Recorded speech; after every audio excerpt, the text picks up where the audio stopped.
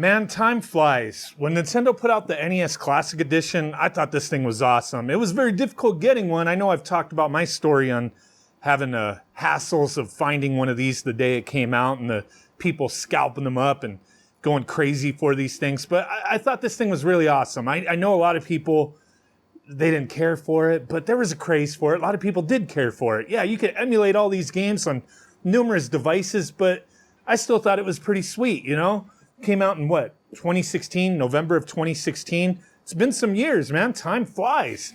The Super Nintendo Classic, this one came out in 2017. The follow-up there had some awesome-ass games on it. And you remember when these came out, there was so many talks of like follow-ups, Nintendo 64 Classic, a Game Boy Classic. That stuff never happened.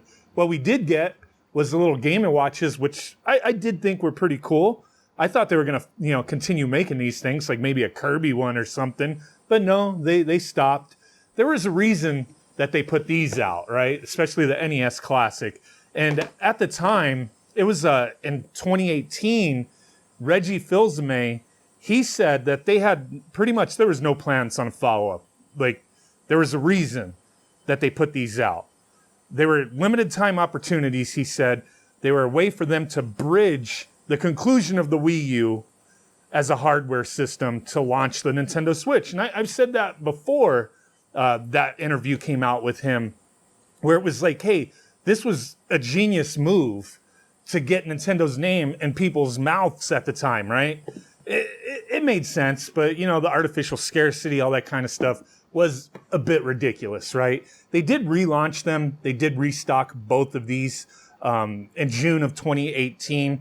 So they started becoming a little more easier to get. Nowadays, if you want them, you're going to pay, quite a bit more for an authentic one. There's clones out there that seem to work and look pretty much like the originals here. In Japan, they put out, the Shonen Jump version. We've done a couple videos on this one. I thought this was cool. When this one came out in 2018, July of 2018, Japan exclusive, I thought, oh, that's awesome. Maybe in America, they'll do some, cool stuff and make some variants as well, but they never did. So what I wanted to talk about and take a look at is one variant that I've never looked at on the channel. This is the Famicom and Super Famicom bundle that was exclusive in Japan. This came out September 15 of 2018.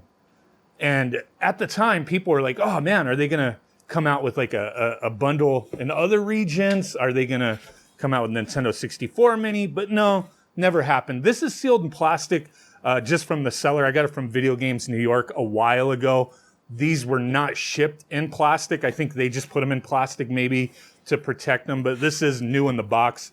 I've never opened it. So I'm going to bust this plastic off of it. There's really no reason for it to be on there anyway, because I want to check out the content. So at the time, I kind of wish I would have grabbed one of these from Amazon Japan when they were announced, because there was actually an exclusive version, or not, it wasn't really an exclusive version, but like an exclusive Amazon bundle. And they do that a lot on Amazon Japan. They had a bundle with this that came with like manuals. Came with like a Super Mario manual and an F-Zero manual. And I thought that was kind of cool. So like reprints of original manuals. So this is the box. Take a quick look and then we'll check out the content. So if you compare, I'm sure we probably way back like years ago did comparisons of like the NES Classic to the Famicom, Mini and all that stuff, Super Nintendo to the Super Famicom Mini. But there was differences as far as, obviously the aesthetics, the systems look different, especially the Famicom with the wired controllers, the short cables attached to it. Whereas our NES Classic, had very short cables, but you could unplug them, get extensions, that kind of thing. These were hardwired in, and they were tiny controllers, kind of crazy, but it was, to scale. But there was differences with the games as well. So as far as like the NES, we got Bubble Bobble, Castlevania, Donkey Kong Jr., Final Fantasy, Kid Icarus, Punch-Out, Star Tropics, and Tecmo Bowl. They did not get those on their Famicom Mini or, Classic Edition. They got, instead of those games, they got Supari Ozumo, Yi R Kung Fu, Solomon's Key, River City Ransom, NES Open Tournament Golf, Final Fantasy III, Downtown Neketsu, and Atlantis no Nazo. And then for the Super Famicom, they did get differences as well. We got Earthbound, Kirby's Dream Course, Street Fighter II Turbo, Super Castlevania 4, and Super Punch-Out. They did not get those games. Instead, they got Fire Emblem Mystery of the Emblem, Panel de Pon, Super Soccer, Super Street Fighter II, and The Legend of Mystical Ninja. So a few differences. Maybe I missed a couple. I'm pretty sure that covers all of it. But yeah, let's take a look at the box and then open this thing up real quick. But I really like this packaging here.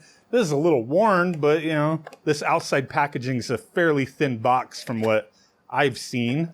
And then you get the bundle in here, and it comes with, as you saw on the outside, like, hey, it actually comes with an AC adapter, you know, and it is bundled in there right there. So let's get that out. I'm not going to need to open that up. But I think that's, like, as far as the bundle goes, it's really just this outside packaging that's different from what I could tell. I don't think there's anything else within these that is changed, like as far as like paperwork, or you know, definitely there's nothing different with the games. We've got copyright 2017 right there on the Super Famicom, and then on the Famicom, copyright 2016 down there. But let's open this one up real quick. Like, these are, you know, thicker cardboard than that outside box. Kind of wish the outside box was a little sturdier as well, because that one's way more prone to wear than the rest of this. But let's quickly take a gander here. Some paperwork.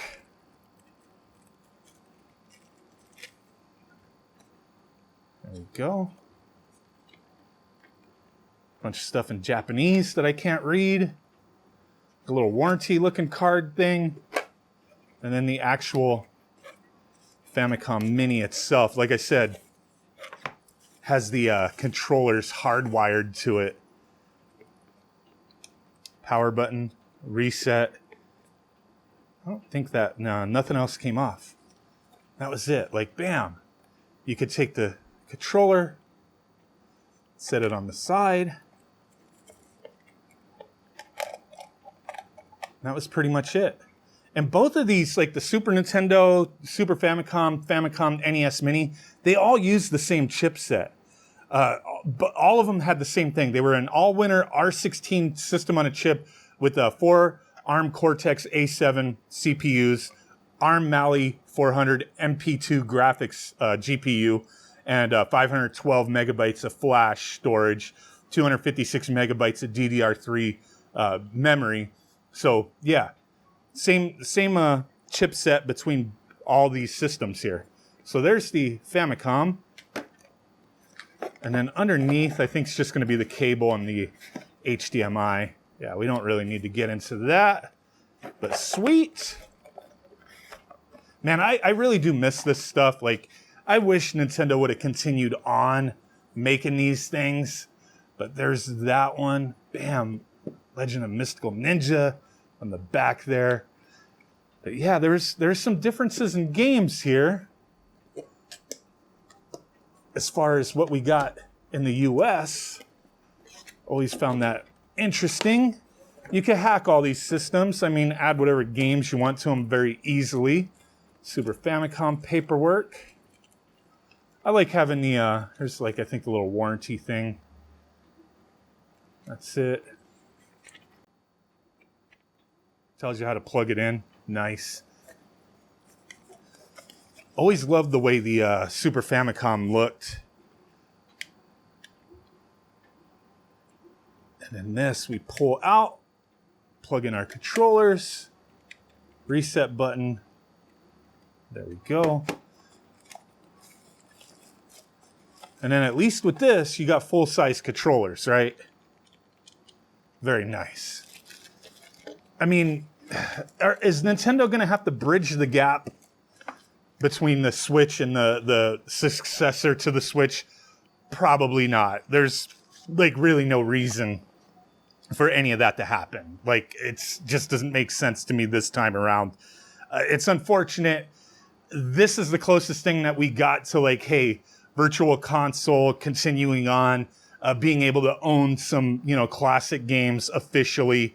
I wish with the Switch you could buy all these classic games, but you just have the Switch Online rental service type of thing.